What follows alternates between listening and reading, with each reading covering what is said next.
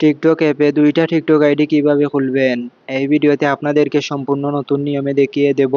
আপনারা একাধিক TikTok ID তৈরি করার জন্য উপরের দিকে 3 লাইন মেনুতে ক্লিক দিবেন। তারপরে আপনারা নিচের দিকে সেটিং এন্ড প্রাইভেসি তে ক্লিক দিবেন। আপনারা এভাবে নিচের দিকে স্ক্রল করে দেখতে পারবেন সুইচ অ্যাকাউন্ট নামে একটি অপশন রয়েছে। আপনারা সুইচ অ্যাকাউন্টে ক্লিক দিবেন। তারপরে আপনারা নিচের দিকে এড অ্যাকাউন্টে ক্লিক দিবেন। অথবা সরাসরি আপনার প্রোফাইলে ভিজিট করবেন। তারপরে আপনার নিকনেমে ক্লিক দিবেন।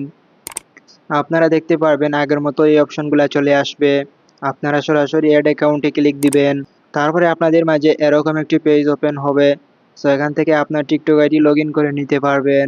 অথবা আপনি নতুন টিকটক আইডি তৈরি করার জন্য কন্টিনিউ উইথ ইমেইলে ক্লিক দিবেন। তারপরে আপনি ইন্টার ইমেইল অ্যাড্রেসে আপনার মোবাইলে থাকা নতুন একটি ইমেইল আইডি বসিয়ে দিবেন।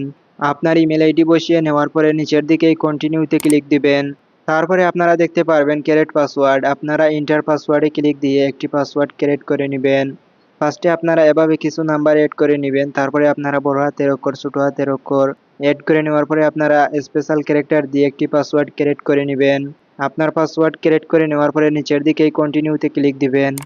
আপনারা দেখতে পারবেন হোয়াটস ইওর বার্থডে। সো এখান থেকে আপনার জন্মসাল সিলেক্ট করে নিবেন।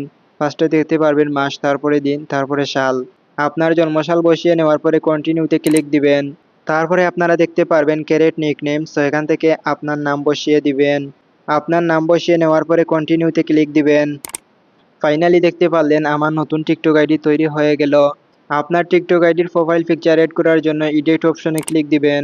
তারপরে আপনারা ক্যামেরার লোগোতে ক্লিক দিয়ে আপনার গ্যালারি থেকে আপনার পিকচারটি এড করে দিবেন। তারপরে এখান থেকে আপনি এভাবে ব্যাক হবেন।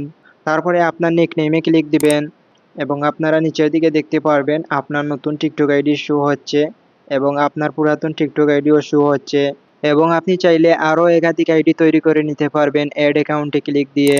তারপরে হচ্ছে আপনার আগের আইডি ব্যবহার করবেন কিভাবে? তার জন্য আপনার আগের আইডির ইউজার নেমে ক্লিক দিবেন। তাহলে কিন্তু আপনার আগের আইডি লগইন হয়ে যাবে। সো এখান থেকে আপনারা দেখতে পারলেন আমার আগের আইডি লগইন হয়ে গেল এবং আপনারা দেখতে পারবেন একটি টিক মার্ক চলে আসলো। আপনারা এই আইডি ব্যবহার করলে কিন্তু এভাবে টিক মার্ক চলে আসবে। এই ভিডিও থেকে আপনাদের যদি সামান্য কিছু উপকার হয়ে থাকে তাহলে এই ভিডিওতে আপনি অবশ্যই লাইক করবেন, কমেন্ট করবেন। চ্যানেলটি সাবস্ক্রাইব করে আমাদের পাশে থাকবেন। ধন্যবাদ সবাইকে। আসসালামু আলাইকুম।